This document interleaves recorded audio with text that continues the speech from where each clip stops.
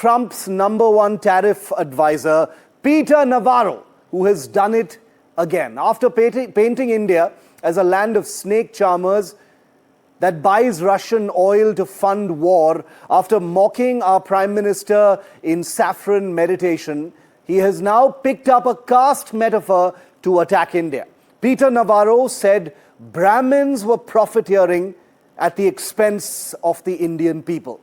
That single word, Brahmin, has shocked many because there is a context when you use it for India, isn't there?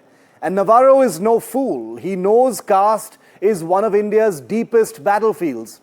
It is quite likely that someone advised Navarro that one of India's many netas who pretend to speak for the Bahujan could pick it up and run with it and create domestic pressure on the government, the way one prominent neta mindlessly echoed Trump's Indian economy is dead charge. Remember that?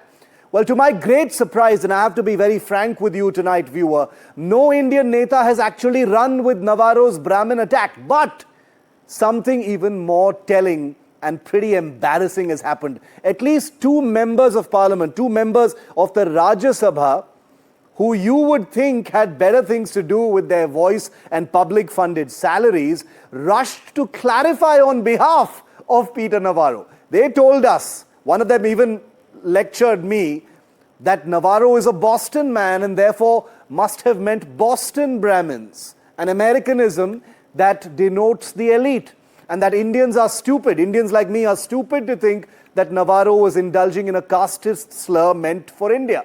Well, these netas not only have their priorities upside down, in my view, they probably would climb over their own loved ones to provide cover fire to anyone scoring points against Modi or his government.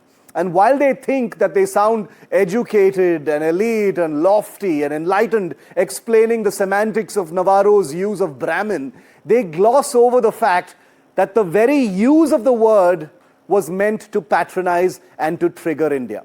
Peter Navarro was speaking about India and to India, and he knew what he was doing. Social justice pretenders will no doubt label me a Savarna fascist for even pointing this out. But this is not a caste debate. This is about Trump's chief attack dog escalating the tone of his campaign against India from racialism to casteism.